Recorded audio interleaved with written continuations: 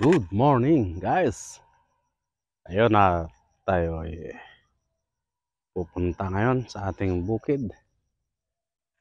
So, dito tayo lalakad at nasa ano pa siguro to,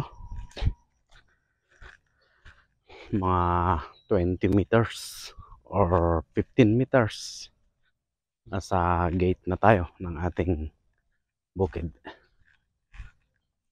So, ayun si auntie na lilipat ng kanyang baka. Ayun o, ayun. Ayun si auntie. So, auntie, lipat ng kanyang baka. So, ayan. Tingnan rin natin yung ating mga mais. Mais ito ng aking karatig dito sa aking bukid. So, ayan. Dito naman yung akin. Ayan o. Itong may ano na to. Itong may poste na concrete. Then, ayan. Pagpasok dyan. Ayan na. So, dito muna tayo daan. Sa kabila. Ayan yung mga tinanim kong kawayan. Malaki na o. Tapos, meron ako dyan mga grafted. Ayan.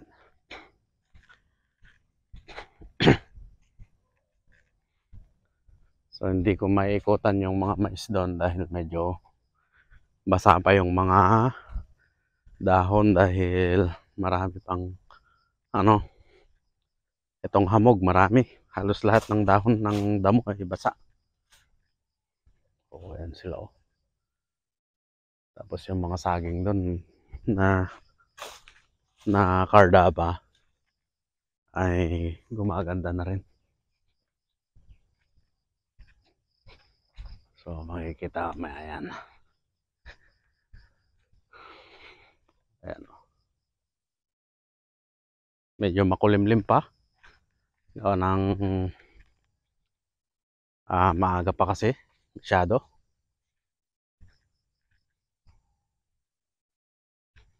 Then may pinutol akong ano dito kahapon. Paper tree. Kasi pangit naman yung puno niya. Kaya pinutol ko. Pero yung mga paper tree dito, ayan. Pwede nang harvestin yung iba. Hanggang doon yan. Hanggang doon. Nakapalibot. So, yun. Meron akong nag-iisang nyug doon. Then sa kabila, meron din. Kaya lumalaki na yung puno niya. Kumanda siya nung nalagyan ko ng asin. Yung ano niya. So, ayan, ang taas niyang ano, yung paper tree. So, ayan siya, guys. So, i-extend lang natin. Ayan. Hindi ko pinasagad yung tanim dito. Gawa ng merong mga nakatanim ditong fruit bearing trees. Yan. Dito sa area na ito na walang tanim ng mais. At syempre dito rin itong space na ito ay yan yung talian dito ng aking baka. At syempre pag lumaki na naman ito, ang mga mangga dito. Ayan, ito. O, ayan o.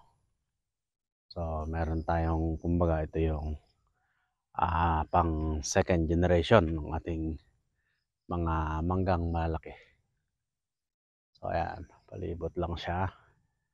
So, kailangan na talagang ma-harvest, mabawasan itong ating paper tree dahil nga nagkaano na siya. Nagsisilbing shade na dito sa ating mangga dahil pagka ganyang sitwasyon ay hindi na maka ano itong ating makaporma itong ating mangga. Ayan, o. So dinadaig na siya nung paper tree. So ayan o. Tulad niyan, ayan, mangga na yan. Yan sa may unahan ng saging. Tapos, ayun, mangga rin, yun, oh. Oh, pepper tree mataas. Kasi yan, pinagpapalibot ko lang noon. Mabilis lumaki yung mga pepper tree. Kaya yan. So, ito naman yung mga mais natin. So, ilang days na lang, ha-harvest na tayo dyan.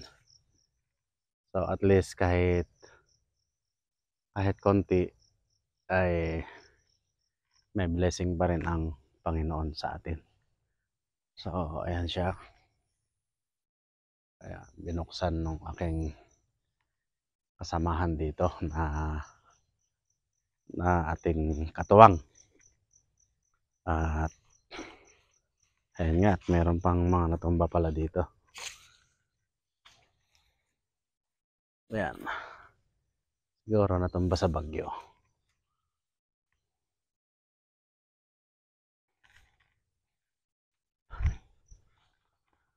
Maraming natumba na mais. So, ito siya, oh. Ating baka. Oh, bakit kalis?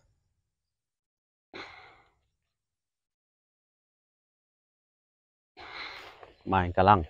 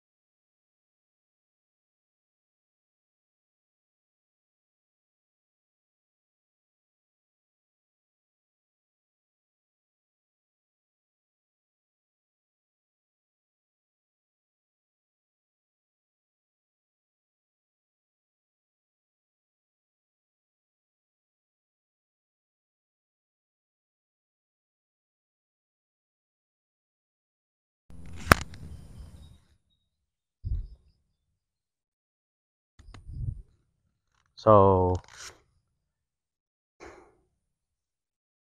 ayun, at itong mga branches ng mga pepper tree natin ay pwede na namang katingin. Ginagamit namin na pang ano yan, panggatong, charcoal. Ayan.